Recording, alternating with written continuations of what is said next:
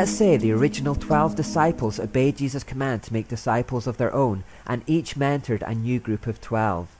Then imagine each of those new 12 were empowered to make 12 of their own, and so on. Within just 4 cycles of disciples making disciples, the original 12 would have multiplied into almost 250,000 disciples of Christ. If each of those 248,832 then went out to make 12 disciples of their own, there would then be 3 million disciples. If each of the 3 million made 12 disciples of their own, there would then be 35 million disciples. If the 35 million did likewise, there would then be 420 million. Imagine 420 million disciples actively going out to impact their communities as Jesus and the first 12 had done. Disciples making disciples making disciples. You can see how Christianity spread like wildfire during the early years of the church. The growth was exponential, and since Jesus proved it only takes 3 years to turn a group of ordinary fishermen and tax collectors into fully trained disciple makers, each one could actually have mentored many groups in their lifetime. Remember how the writer to the Hebrews chastised them for keeping their teaching milky. At least part of the reason for his frustration was that they were slowing down the system of self-replicating discipleship.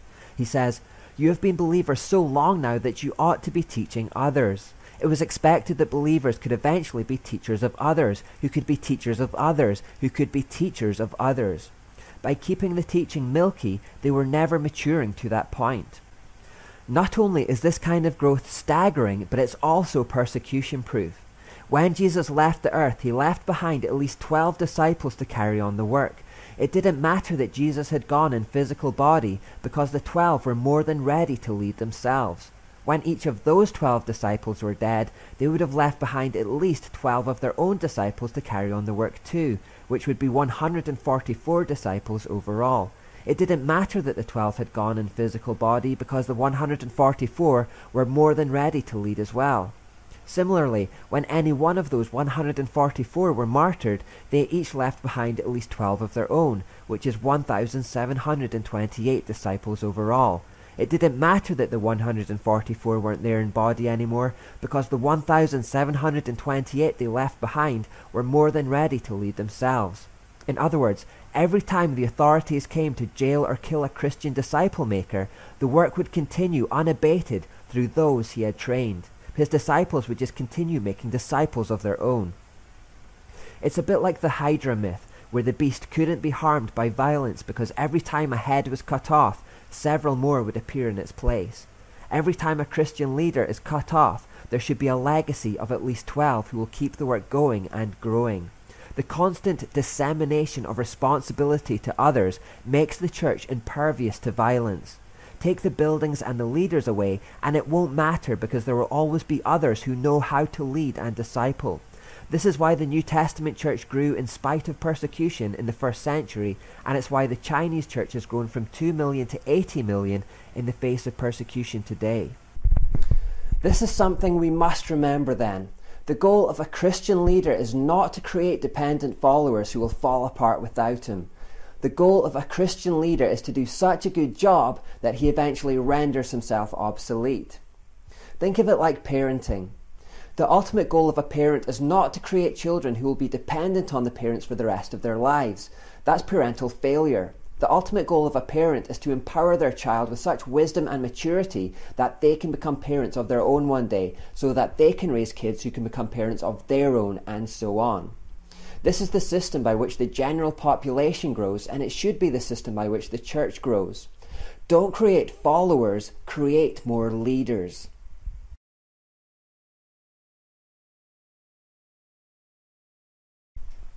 This system doesn't just produce unstoppable growth. The small group discipleship format was and remains the most effective method by which to produce deep, strong, enduring and determined faith too. The Master knew what he was doing. These weren't passive pew warmers coming out the other side of this discipleship system. These were people who had been mentored daily, intimately, intensively, and who, as part of their training, had been expected to step out in obedience, putting their faith and reputations on the line for God's kingdom. It was because they had learned by practical application that they quickly became empowered to teach the gospel, defend the faith, make converts, feed the hungry, help the poor, heal the sick, and cast out demons. Jesus' words were not just classroom theory to these disciples. They were experienced veterans who had seen action. In fact, for many of them, faith in those words had often been the difference between life and death. Remember when Jesus sent out the 12 and then the 72? He told them, "Take nothing for your journey. Don't take a walking stick, a traveller's bag, food, money, or even a change of clothes. Wherever you go, stay in the same house until you leave town." The disciples might well have thought, "Whoa now, wait a minute. All these nice ideals you've been telling us about are all very well, but now you're expecting us to put this into action? No money, no food. How are we going to eat? How are we going to survive? Where will we sleep?"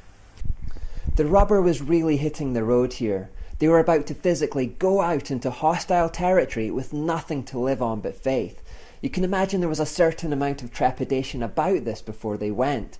Yet, go they did, and when the 72 returned back to Jesus, you can hear the excitement in their voices. "Lord, even the demons obey us when we use your name." Of course, Jesus had been telling them this all along, but the difference now is that they'd put the theory into practice and experienced it for themselves. You can hear the increased faith in their words. Wow, this actually works. He wasn't just giving us nice-sounding ideals. We did what Jesus told us to do, and it worked. Jesus really is who he says he is. Because they were seeing the reality of Jesus' words in action, their faith soared, and with that increased faith, they were now ready to attempt even greater things. They were slowly turning from lambs into lions. They collectively swept through Asia and Europe with all the power of a tornado. Nothing, but nothing could turn these people back. Indeed, they were turning into the kind of men who would eventually give up their lives for Jesus, all because they were obedient enough to go.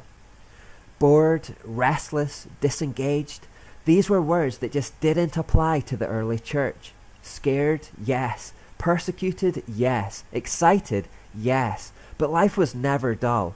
They were on a white-knuckle ride which was simultaneously terrifying and thrilling. They were literally changing the world. Much of our restlessness exists simply because we have refused to get on that white-knuckle ride of active practical faith and have instead chosen a safe life of passive inertia. But get on it we must. We must get back to true discipleship. The work of the church must no longer be in the hands of a few professionals at the top of a hierarchy, but must instead be constantly disseminated out to the hands and feet of the entire church, who are empowered and then sent out to act. Church must no longer solely be about formal ceremonies, services, classes, and rituals. Perhaps it must no longer be about any of those things at all. I don't see many of those things in the New Testament. What I do see is a daily way of life where each member is empowered because they have learned, not just by hearing the word, but by being compelled to be doers also. Now, this type of discipleship can only effectively be done in small groups. Just as one married couple can only parent a small number of children effectively before they are spread too thin, and just as one teacher can only teach a small class before they are spread too thin, and just as an army commander can only lead a small platoon of soldiers before he's spread too thin, a Christian leader can only effectively train a small group before he is spread too thin. Jesus demonstrated that if you really want to disciple people, you have to get alongside them, get to know them, develop friendships with them, and develop a bond of trust and accountability with them. It's impossible for one man to effectively disciple a group of hundreds or thousands because it's barely possible for one man to know that many names. So again, the large group needs to be turned into many smaller groups and then responsibility to lead constantly disseminated out. Remember that Peter called all believers a royal priesthood who are all equipped to show others the goodness of God. Under the Old Testament system in Israel, there was a professional priestly class who were appointed to represent God to the people, and everything was centered around them and the temple. But under the New Covenant, we all now have that responsibility to represent God to the world, and we're to go out with it. There should not be this division between clergy and laity in the modern church.